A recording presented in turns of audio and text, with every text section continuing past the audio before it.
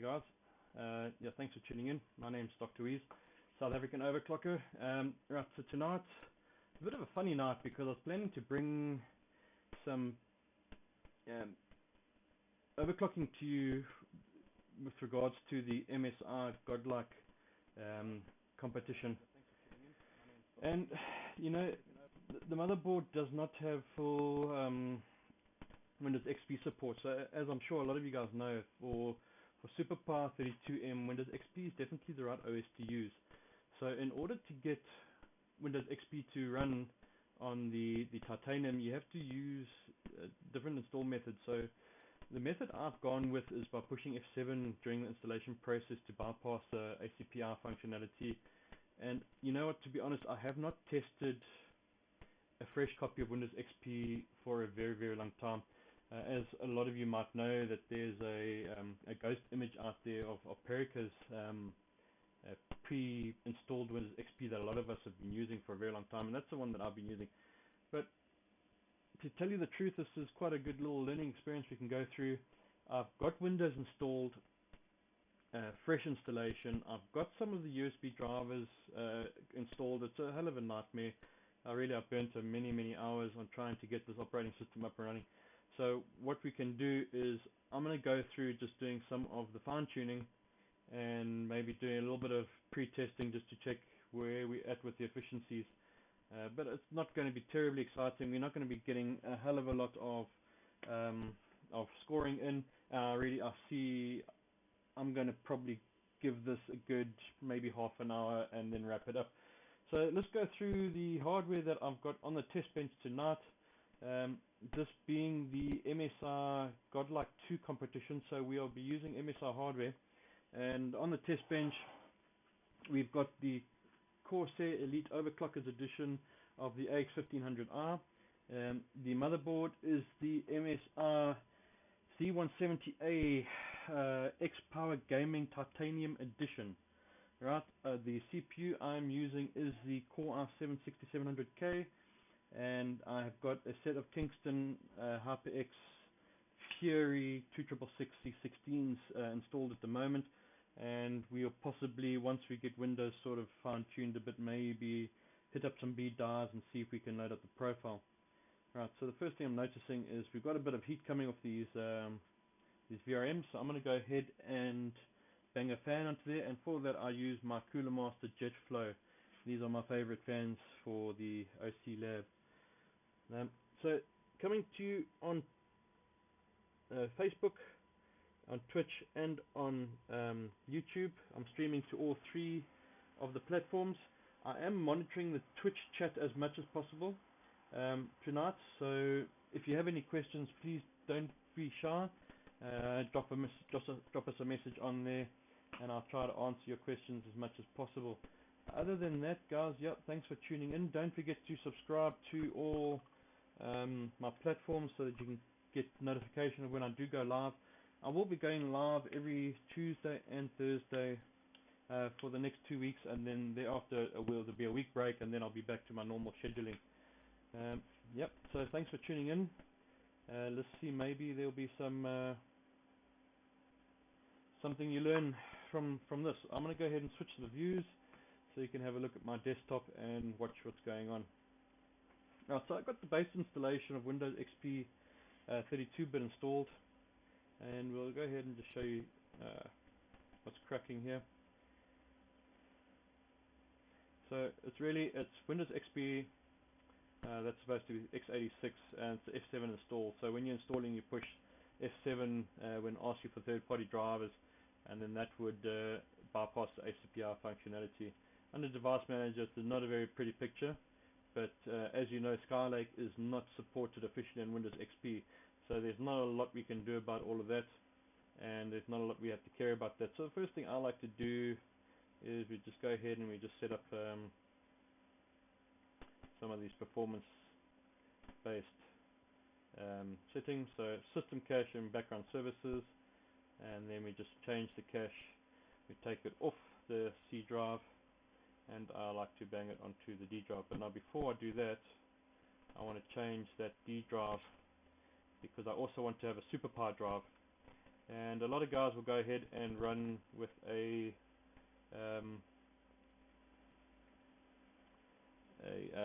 RAM disk, but to be perfectly honest, I'm not terribly fond of RAM disk. I find that in a live environment, live competition environment, RAM drive just, it gives you a lot of issues, and then you can waste a lot of time, and by wasting the time, you're giving the opponents a advantage over what you're able to do. So I'm just going to go ahead and just delete that logical drive,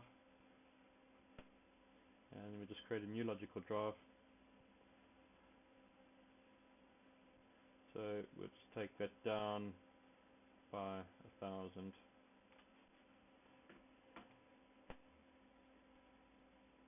So the things I'm doing now very well could break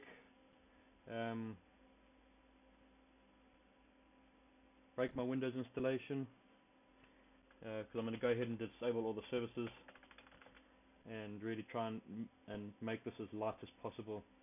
I did a quick couple of Googles before starting the stream, so I've got some guides there from overclock.net. I've got some guides from Extreme Systems.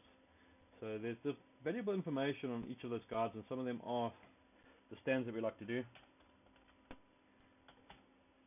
So I'll just create my SuperPi drive, or just format that NTFS. And this one here as well, I think it's been formatted. Okay, right. So that's my base foundation of all my drives. And what we do is we move the paging file onto D, off the C drive, and then that's our Waza drive as well. So we copy from C to D and D to C, so that your copy Waza efficiencies. And then SuperPi will always be on a clean drive there, and it's always a fresh copy that goes onto there, so you just delete it before you start every run. Okay, so let's go ahead and just continue with the base setting. Actually, before we do that, okay, so I've now got a clean setup. Now I'm going to share with you another little trick that I like to do, is before I go too crazy with my configuration, it's always advisable to like save yourself sort of like a foundation. So if you go and tweak too hard, and in the breaking windows, you've got a point that you can roll back to. So I do that using CloneZilla. So I'm just going to go ahead and quickly make a clone. So this is maybe a good step for you guys to see as well. It takes about 2 minutes to do.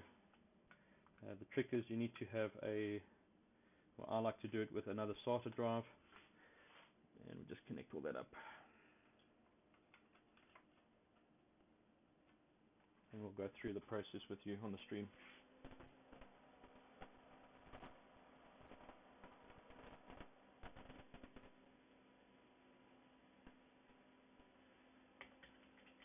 Okay, I'm going to check the volume.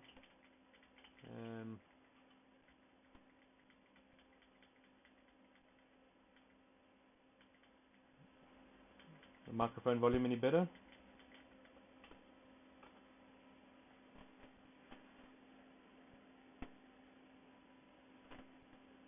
I've pumped the volume up. Is it any clearer?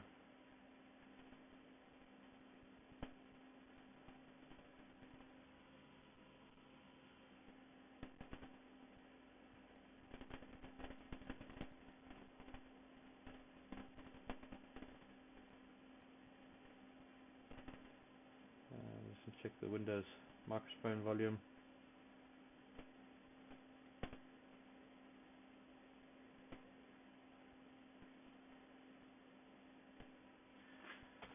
Okay, I'll play with that when this is up and running. Just give me a sec. Okay, so the screen seems to be a bit dodgy.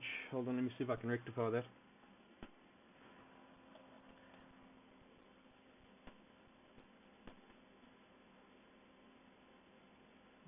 Okay, there we go. Alright, so CloneZilla, very straightforward.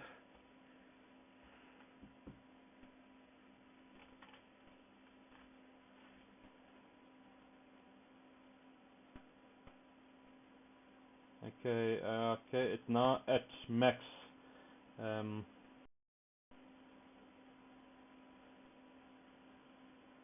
Yeah, I can't adjust the volume anymore. If it's any worse, maybe I just need to speak up.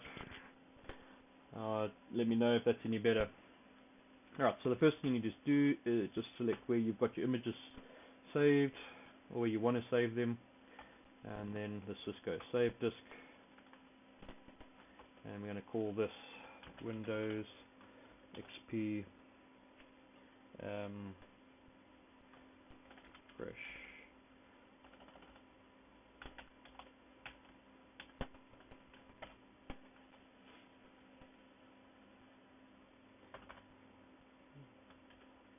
F7 SuperPi. Okay. I'm going to skip the checking. Do not encrypt. So the other applications you can use rather than CloneZilla is Norton Ghost. Norton Ghost is a great little application. I used it for many years, doing all my clone work. The problem being is that with the newer operating systems, Windows 8, Windows 8.1, Windows 10, Norton Ghost is no longer a viable option. So I had to find alternatives, and thanks to Christian Ney, joined Computex, he introduced me to CloneZilla, and let me tell you, it took a little bit of time figuring it out and learning and all the rest, but now that we've got it waxed, it's just as easy as Ghost. It takes a little bit longer. It doesn't work with scaling down an image, so what I've done is now for all my images I use a 40 gig drive so I can scale up, which is quite handy.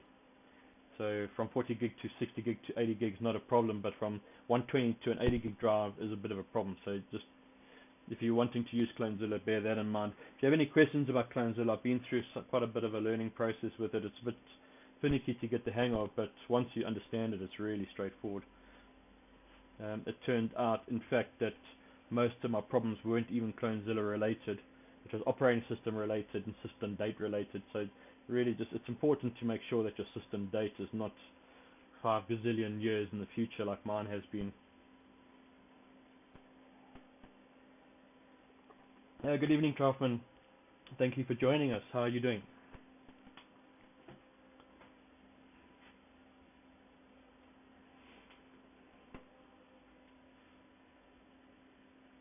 Yeah, I don't know why the sound seems to be a bit low this evening. It's on full volume in OBS. You know, I've got the earpiece in the normal spot. I don't know, maybe there's the volume's maximum on the earpiece as well, so I'm not too sure.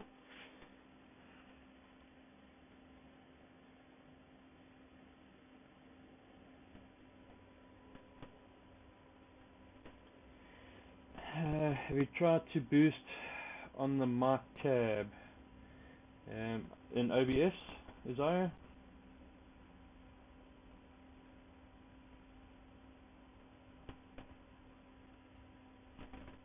Okay. Alright, so that's that done. We can go ahead now and just power off the machine so I can disconnect the drive.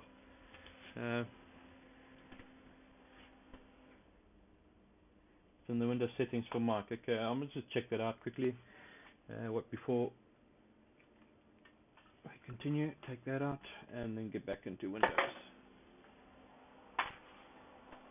Alright, so sorry guys, we seem to be having some technical difficulties with the volume tonight. Haven't changed anything since the last session, so I'm not too sure why we're having that. I just want to quickly try and see if I can boost the mic volume a bit.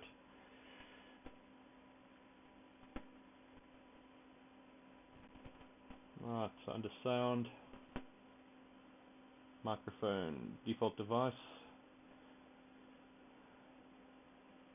Okay, wait, I think I might see why.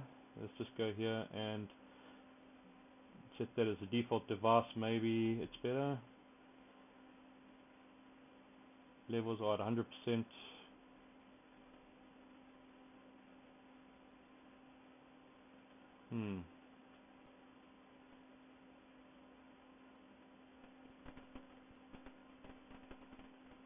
Okay, so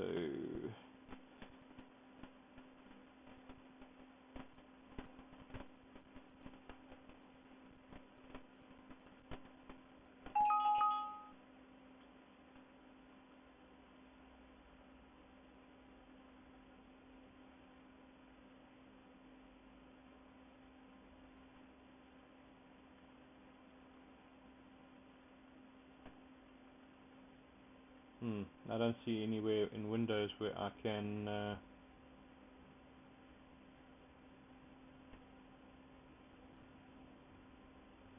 boost. Alright.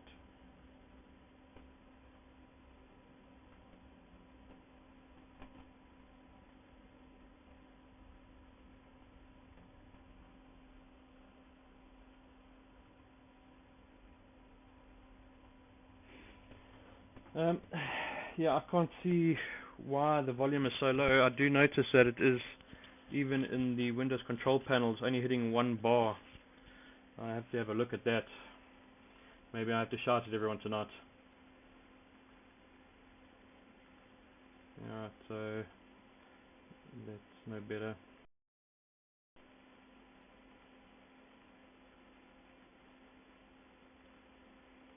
Very strange. Okay, well, let's just carry on with this stream. Okay, so if you're cloning, how do I handle activations? Well, it's quite simple. I don't activate. So for Windows 7, maybe even for Windows XP, I'm not too sure. SLMGR. Okay, so SLMGR is not an active. Okay, so for Windows 7 and for other programs, Microsoft allows us to use their operating systems for 180 days or for 90 days without activation. So what I do is I just rearm the activation or reclone the activation each time I need it. I do have valid licenses for all my operating systems under the MSDN products that I subscribe to, but for overclocking I really don't need to activate, and so by using the cloning, activation is really not an issue for me. Okay, well, let's go ahead and continue with some of this tuning and see if we can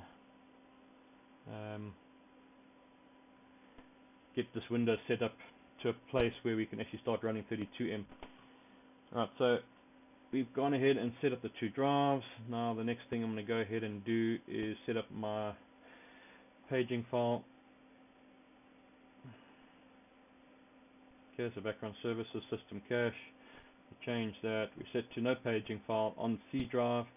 On the D drive, we set a custom size of 512, maximum size of 512, and we set that. Alright. So we'll have to go ahead and reboot again after that has been set. Okay, let's just check. That's great, that's great, that's great.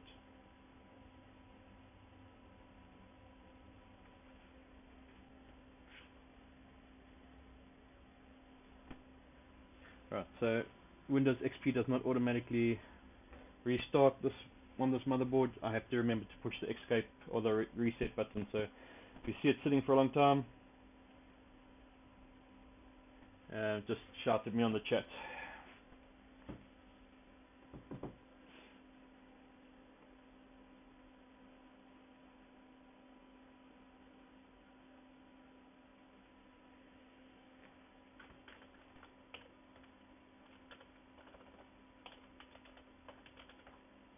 Alright, so the next thing I'm going to have to do is boot INR, advanced options, maximum, and we set this down to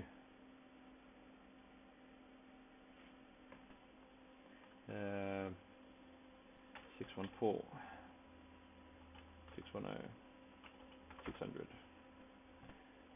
Okay.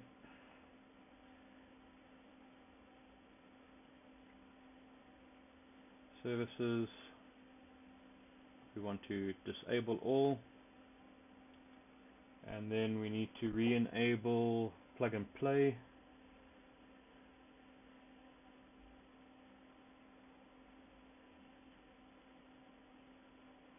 Event log.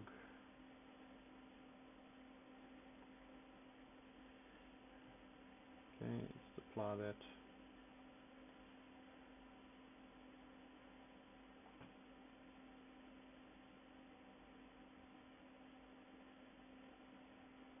Let's disable that.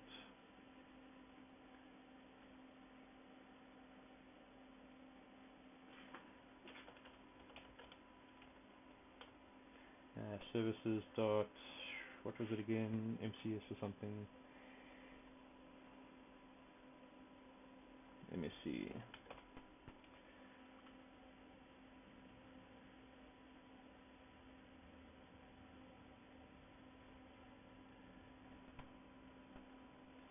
Okay. Themes.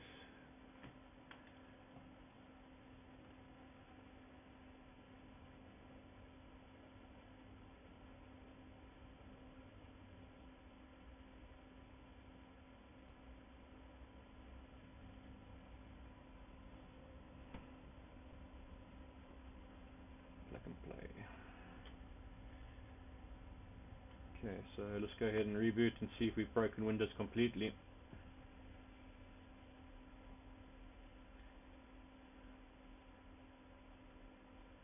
Okay. Event log might need to be back on, I don't know. It's been so long since I've actually tuned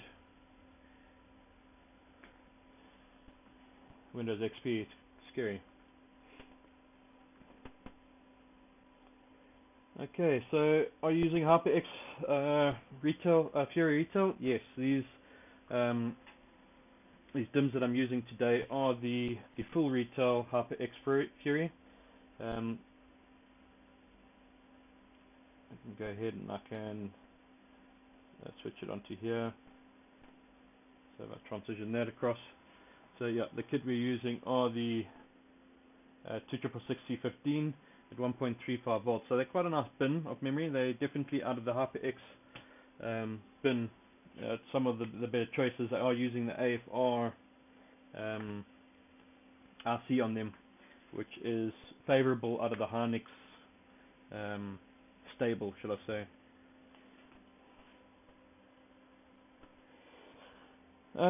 Okay, so Draftman, how I managed to install XP was I used the USB method posted by ASUS when Skylake was first launched. The difference being is on the latest BIOSes there's partial ACPI support from MSI, but it's not full support. So you can't just go ahead and install XP, with your eyes closed. You have to be a little bit crafty. And when you're doing the installation, you need to push F7 at the start, and then that basically bypasses the ACPI checking, and you get there. So the support is not 100%, but it is there. Whether it's efficient or not is another story. So that's basically where we're getting to now. It's just getting Windows trimmed down a bit, changing the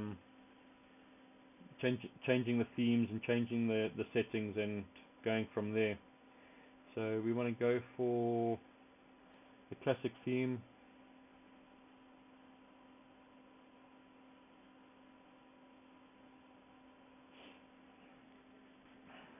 Okay, so we got another comment on the chat.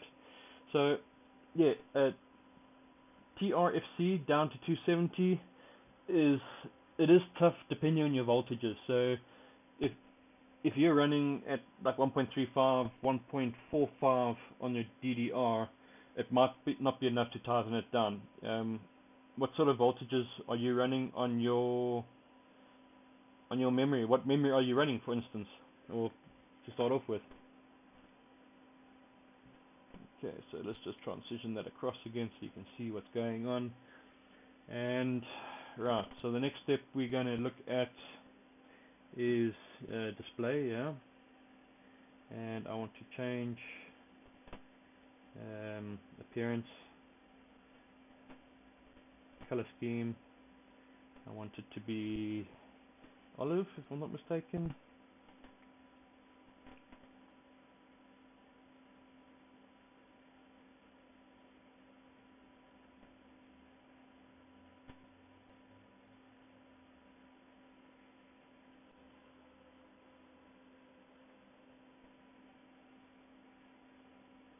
I'm going blind, I can't see olive.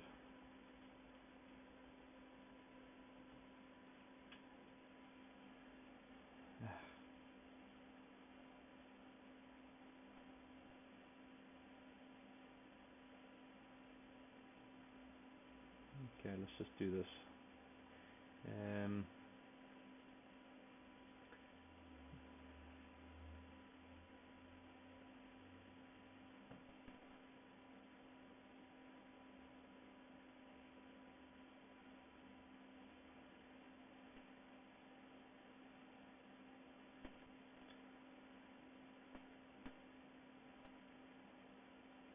Yeah, so it's not just me, right? There's no olive there. Am I in the wrong place?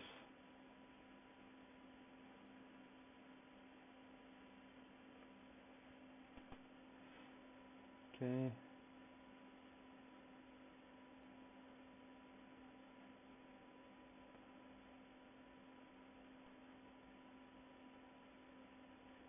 That's 800 by 600 it is.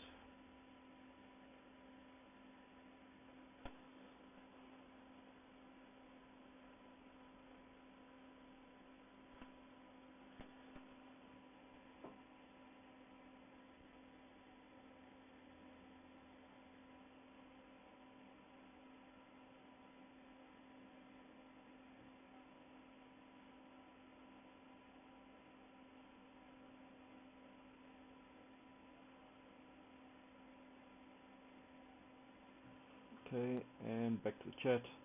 Right, so 1.8 plus HyperX A for Orban.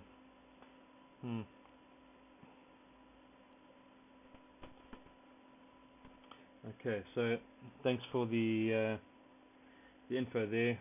Clearly, it's been a hell of a long time since I have actually gone and done anything here. So appearances and theme. Alright, so geez,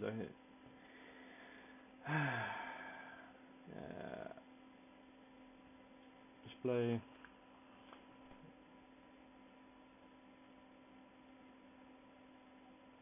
No.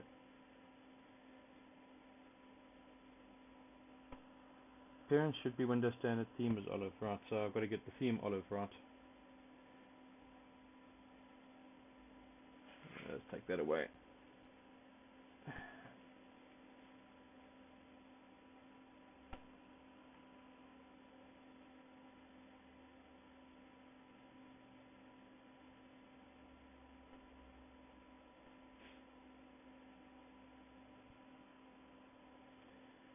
Okay, well, anyway, we'll worry about that tomorrow. Right, so the next thing we want to do is still on display, desktop tab. Okay, wait, hold on. I've got some great help here coming from the stream. Desktop tab. Still on display, desktop tab. Okay. Color olive, yeah. No, that's not it. That's not it. Yeah, let's just go here. Man, I'm desktop tab. Yeah, customize desktop.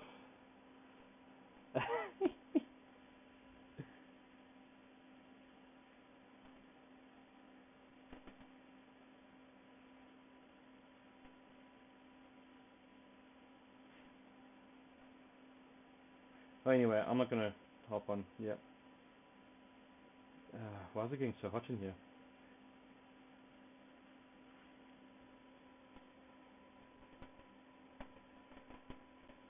Okay, so go ahead and just close that up.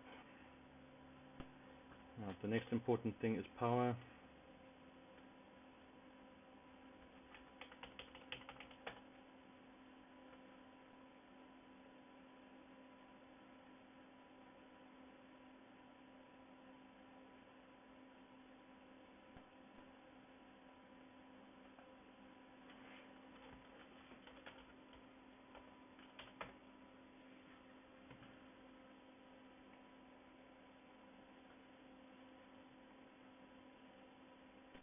Okay, and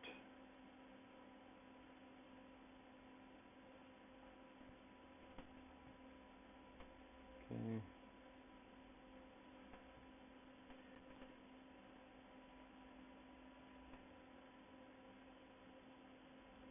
So 100%.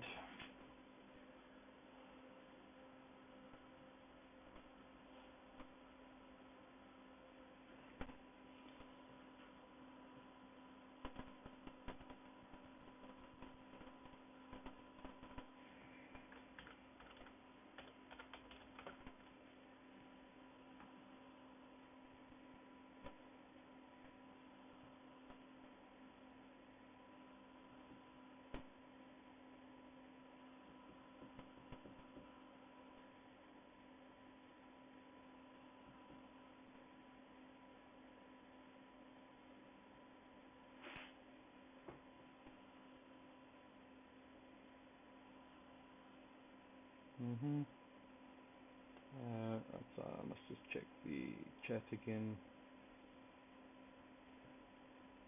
And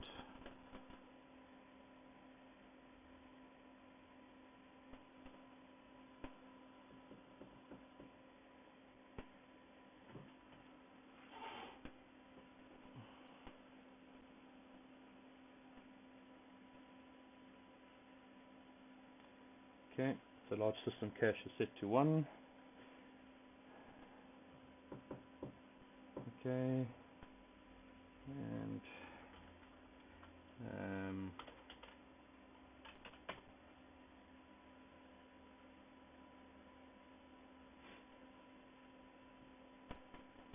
PCR lock.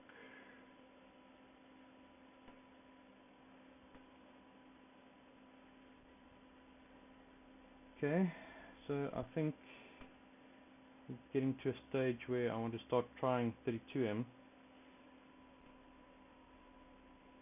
Found a link. Okay, thank you for the link. Let me go and check it out.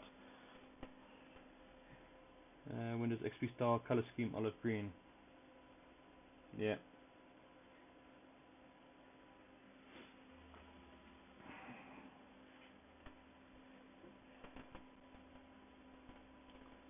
Okay, so if you just tuned in, thank you for coming to have a look what I'm up to tonight.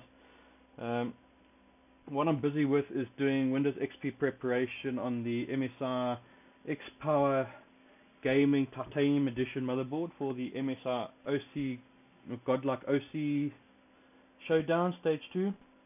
Tonight it's really all about just trying to set up Windows and trying to do a little bit of preparation.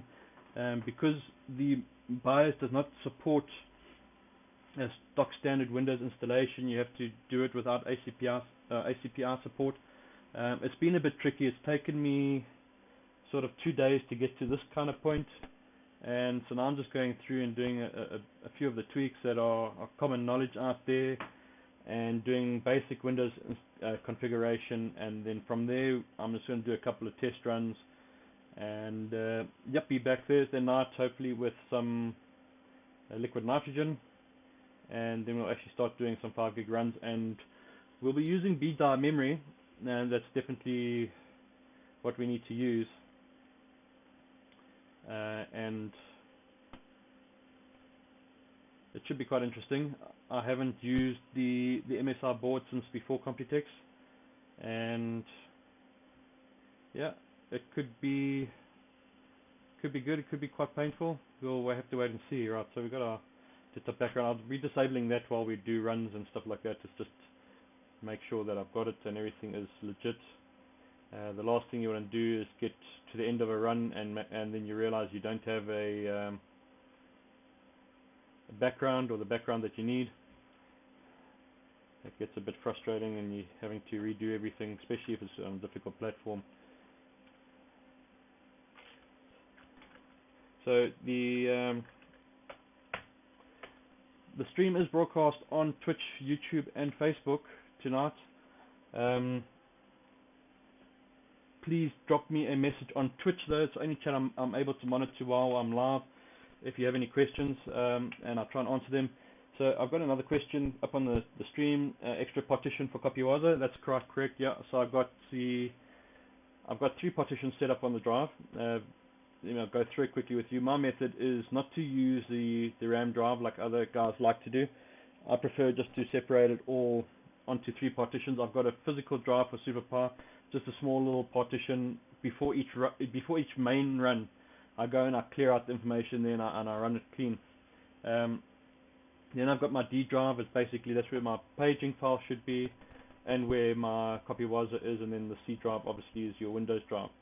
So I keep my SuperPi separate from the rest of it, and the reason for that is because I don't want anything else writing to that disk if it should be. Well, I've disabled all the services, so there shouldn't be a lot of activity. It's just maybe a little bit of control freak issues I've got.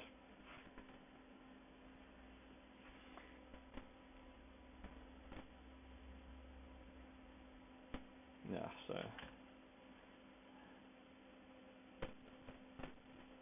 so So one of the requirements of the competition is that you use the MSI CPU-Z, and that I've got up and running. And I don't think I'll have SPD on this version, so I must download the latest version. This is only 1.75. Then we've got our Waza files, which we will then put on the C drive. And for my manual Waza, I use 3D Mark 01 SE installation file, just the several copies of that. I then got the SuperPi OC X tweaker, which I use for my test runs and for my quick runs. And I think that's about that in a nutshell. What I will do is I will do some quick testing with and without VGA drivers, because I'm a bit frustrated with this lagginess. I like it to be a little bit smoother. And then thanks to Windows XP, we can't put USB sticks in, so I'll create a submit folder on here, and then that will be my screenshot folder.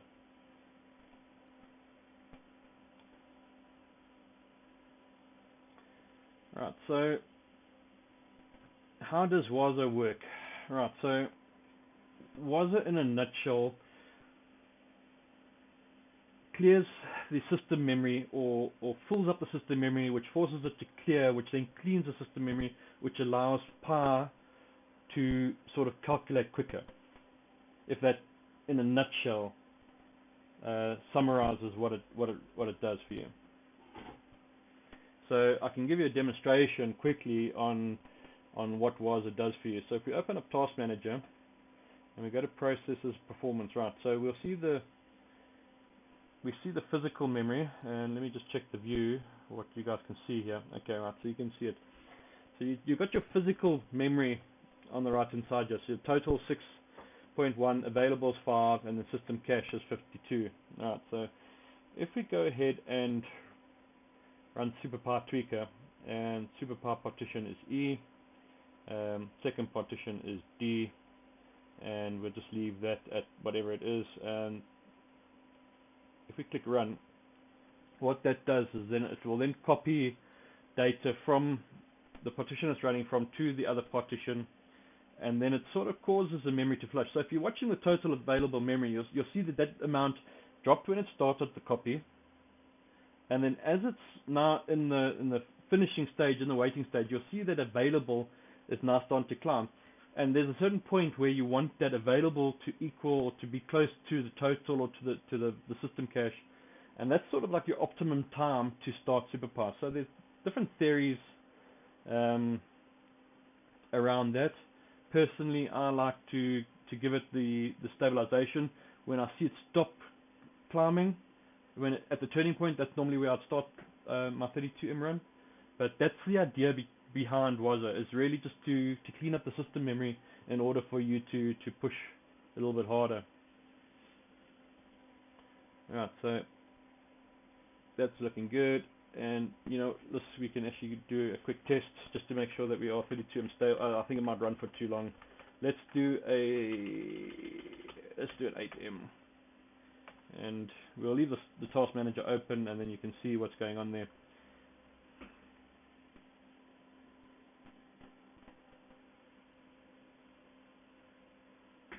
So the things I still need to sort out on this copy of Windows, I need to get rid of the activation warning that's still running. I need to just check the firewall, that should all be off. And I think that's about it. And I need to test diagnostics mode.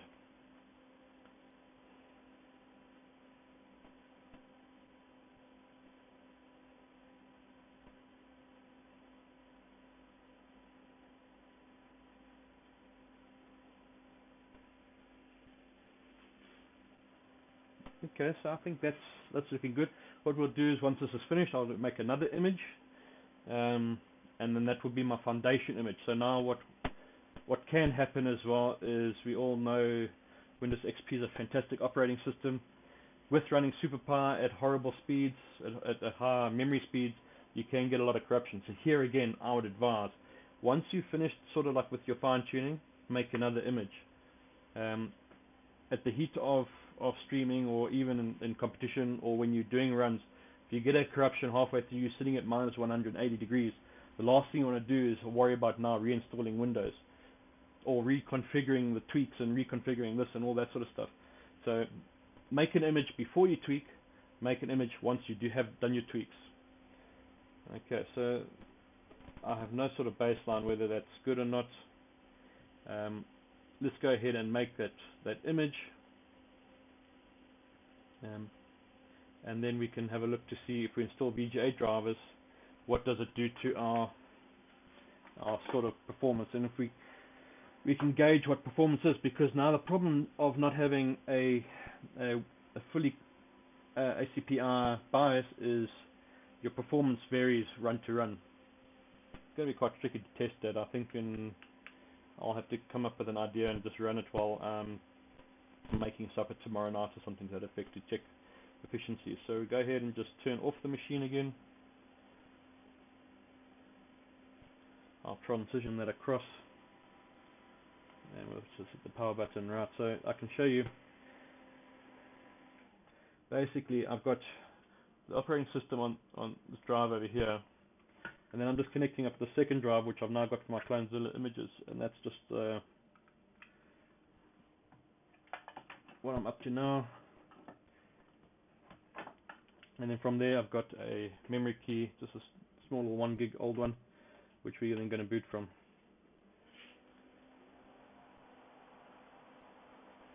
The great thing about CloneZilla is it is free for non-commercial users.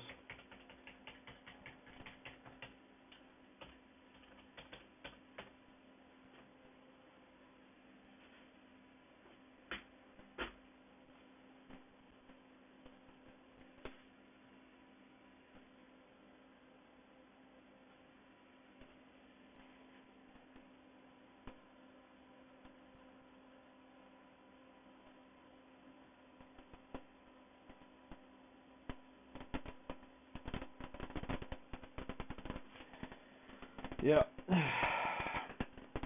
I do agree BDI is difficult to get Waza stable. Temperature on the IMC makes a hell of a difference.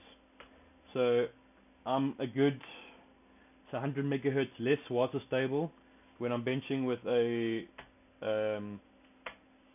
IMC on sort of air cooling or water cooling than when I'm running the IMC at minus 80, minus 100. It's really important to factor that in when you're trying to get Waza stable at more than, say, 3866 with BDAR. The other trick with BDAR, there was a trick. There was something that I learnt.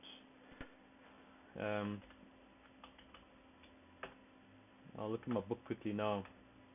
But anyway, I'll be bringing it to everybody on the stream. I'll be fighting BDAR live on the internet for everyone to laugh at.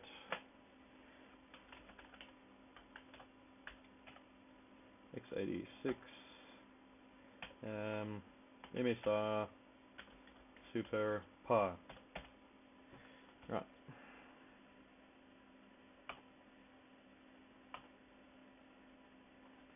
Skip the repair.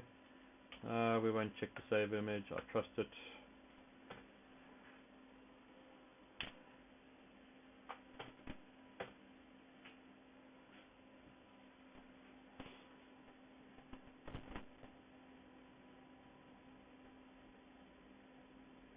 Right, so the other advantage of bringing you the stream on the 3 different platforms is that if you're watching on Twitch and you're having some difficulties with your bandwidth and it seems to be a bit buffery and laggy, you can go and check it out on Facebook and on YouTube and just change the bandwidth or the resolution that you watch the stream at, which should make the service a little bit smoother.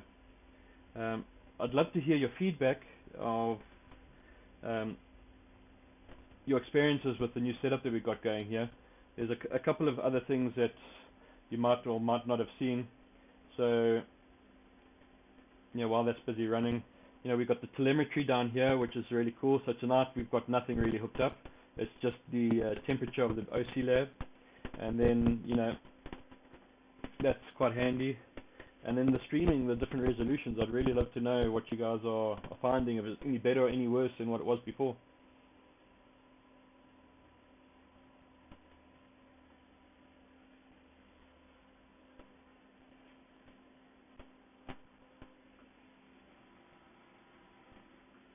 So the temperature in the lab today is quite high. I've got a gas heater running full tilt behind us. It's 24 degrees in here. That's how I'm able to wear these lovely short sleeve shirts now in the middle of winter. Outside is not so friendly, I must be honest. I think it's about 10 degrees at the moment. It is warmer than it was the other day, but still a bit frigid out here. We hopefully heading the end of winter now, getting into summer. Right, so that's done. We now have a nice image for us to recover from should the worst happen.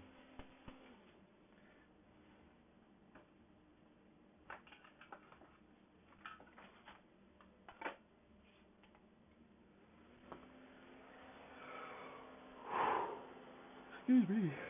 Alright, so I wonder what else we can have a look at. I think that's the end of the OS pre-configuration.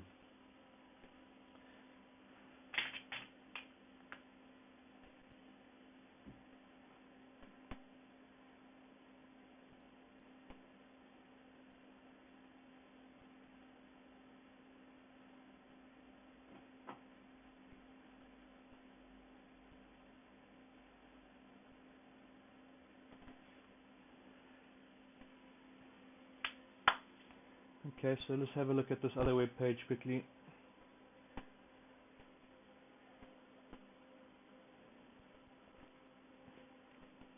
So overclockers.net has got a definitive performance tweaking guide.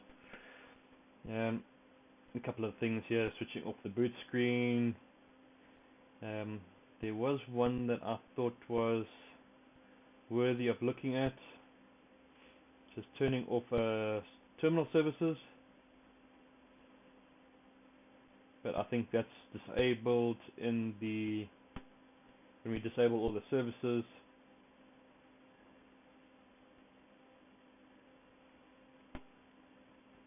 Optimizing your page file, create a permanent page file. So these are all things that we've really taken care of. And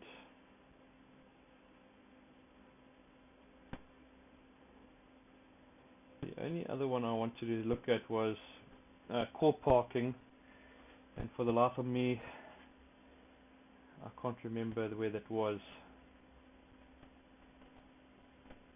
Let's see if they've got it listed here. Or was core parking only a Windows 7 issue? Okay. So let's just go ahead and change this.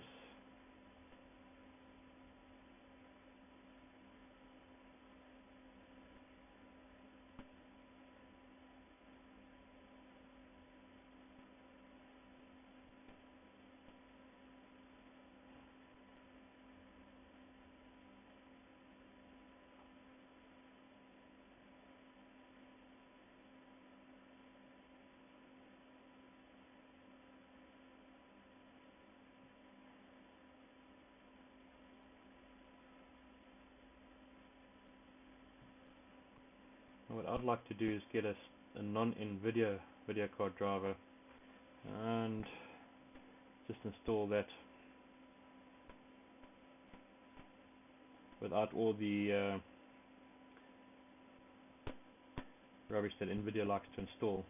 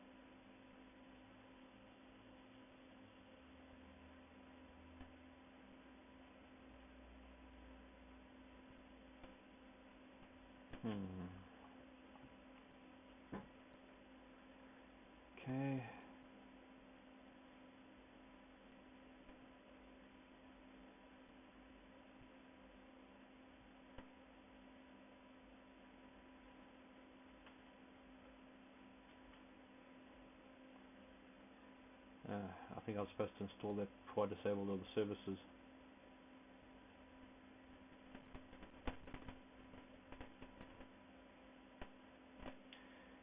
Okay, we can change that quickly.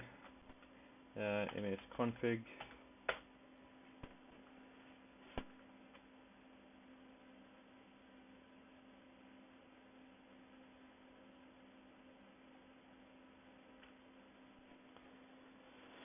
Okay, so any questions? Everyone following what's going on?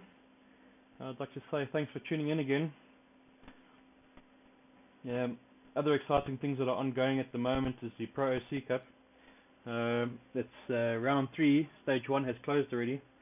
There's been some interesting showings there. We've got 3 guys that have got crazy CPUs again, and the rest of us plebs are all just pulling up the rear. The MSI Godlike OC Season 2 is also broken up into 2 sort of categories. You've got your ambient 2D battles, and you've got your extreme guys. So if you feel that you can't compete on the liquid nitrogen side of things, and you are in the lower 3 sort of ranks, or not ranks, groups on HWBot, you can take part in that ambient battle. Let's just go system-based device, update driver.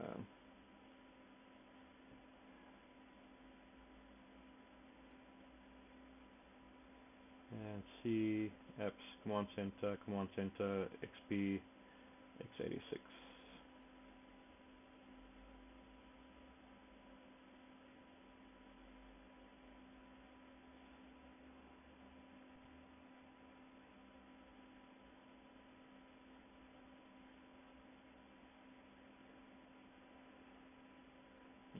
Cancel.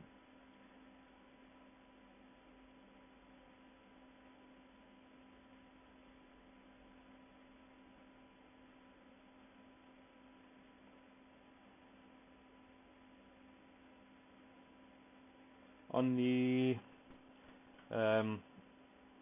Godlike Extreme 2D battle, we've had 1 participant so far, and that comes in the form of Bruno from Romania, who has submitted a score of 6 minutes 17 seconds, and I think he's using an X99 configuration for that. Yeah, so 5960X at 4.9 gig, not too shabby.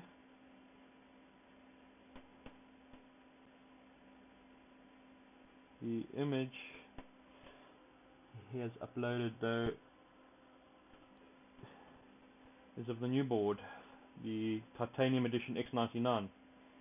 So that's quite a nice board.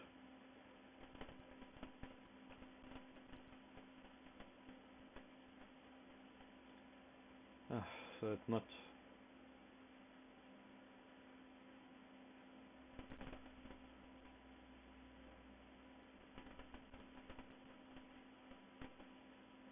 installing any of these things.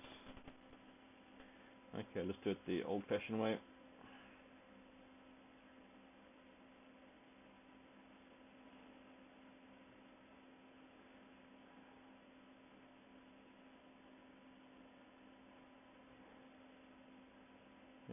C, and get a command center light, XP.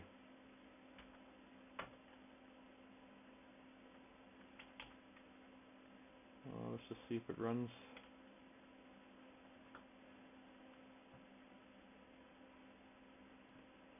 And let's see what we got here. So that's the next problem, is getting things to clock.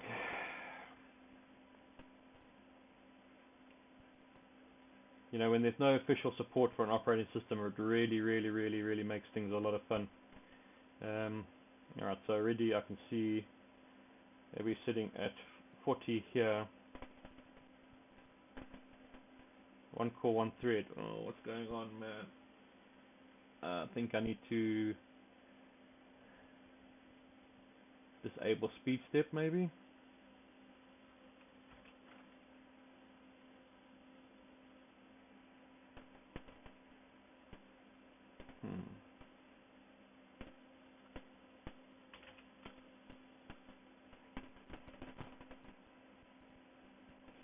Well, the good news is I can change base clock.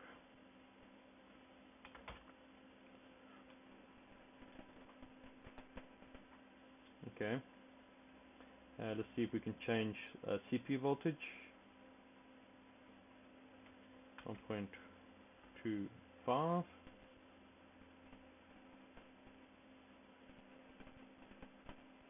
Okay, so core voltage.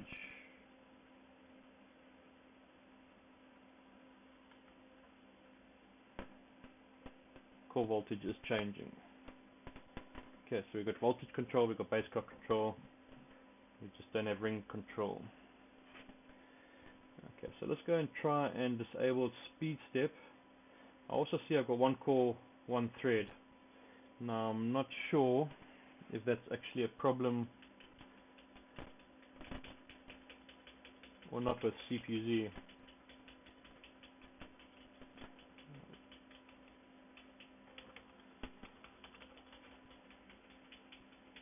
On the ASUS boards, to get XP to work, you need to disable speed step, so it's possible you might need to do the same thing here.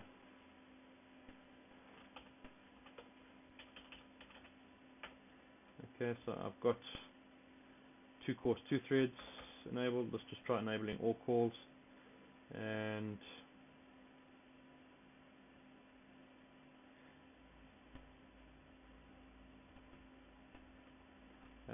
we'll try disable the C states.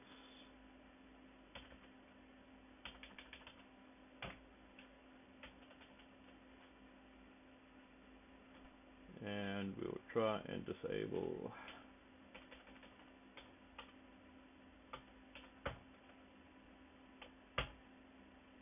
turbo boost. Turbo boost might need to be enabled. Okay.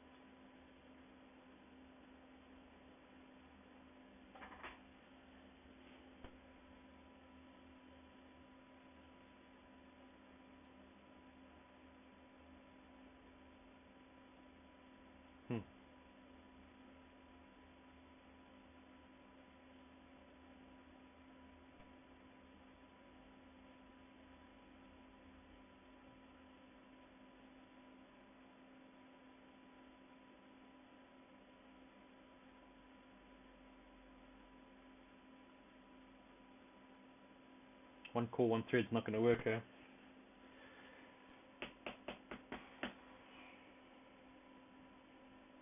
That's not going to work.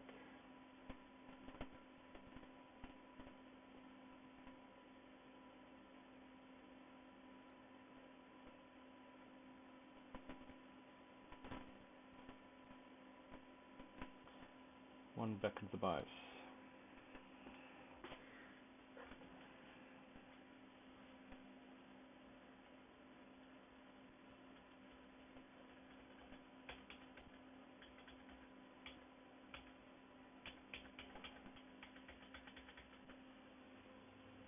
Yeah, I think turbo must be enabled and speed step disabled. Or I see here again, I've only really used XP on the ASUS boards. I haven't used it on the MSI board. Maybe let's try do that, and let's do that.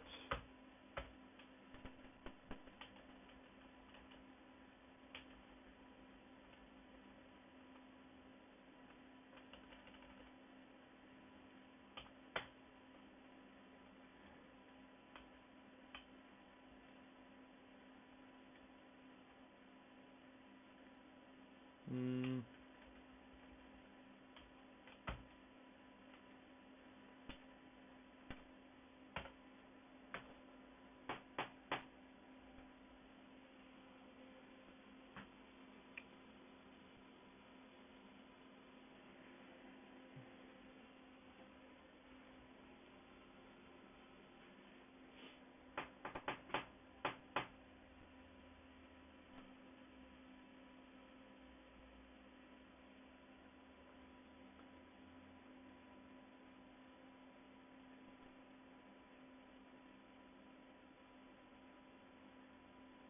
One core, one thread. Okay, well the good news is that we're now at 42, so that's at least unlocked the multiplier.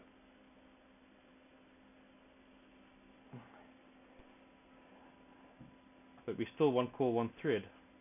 That could be something to do with the Windows. I've got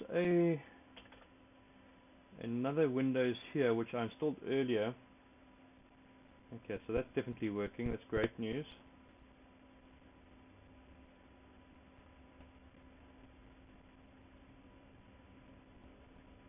Let's quickly boot up with this other version of Windows. So the version of Windows I got now was using the F7 install method. I've got another installation that I did earlier, which is using the MPS method. So let's just plug that in and see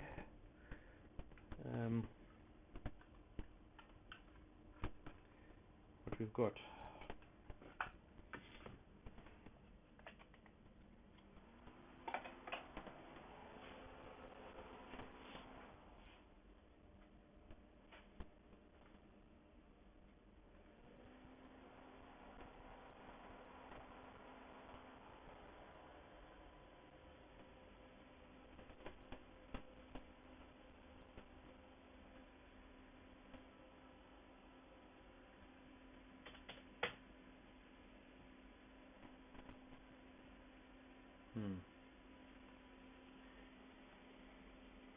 Biggest problem might be here is I don't have any apps on this drive yet.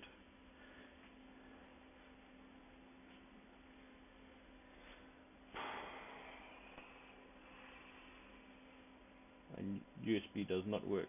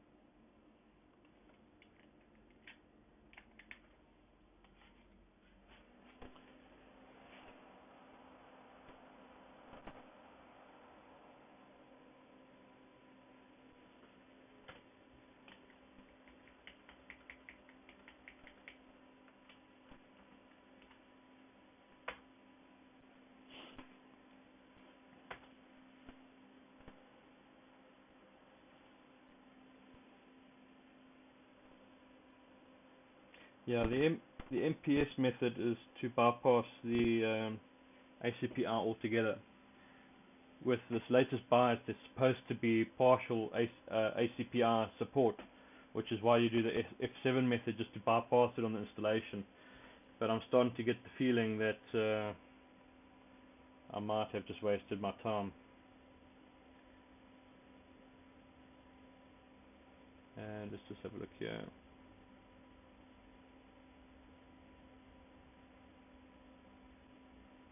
Yeah, so there's 4 cores, 4 threads. This operating system is the MPS method, so I think I'm going to have to go ahead and go with the MPS method. While I'll investigate, I'll ask the questions as to why I'm only getting 1 core, 1 thread, and I'll give you guys feedback on Thursday if I can figure anything out there. I think for the most part, I've covered everything that I was planning to cover and done most of what I wanted to do this evening. So if there are no questions, I'm going to go ahead and call it a night. I'm going to spend a little bit of time with the fiancée and get back to bed. I'm getting off a 4-day weekend today, so it's back to the office tomorrow morning bright and early at 7 o'clock. Not really looking forward to that, to be honest. But it is what we have to do to pay the bills, unfortunately. I'll make sure that come Thursday I have a working version of Windows XP with 4 cores and 4 threads, and that I'm able to do a little bit of BDA testing in preparation for this competition, and hopefully we can achieve something that's semi-competitive.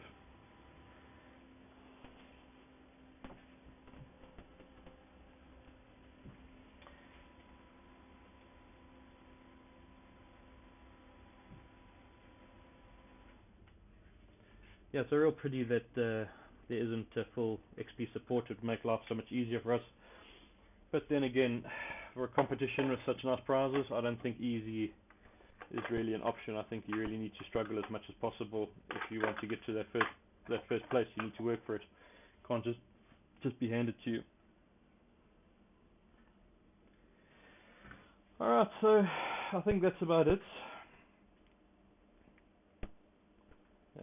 If there are any questions, do drop me a line on Facebook.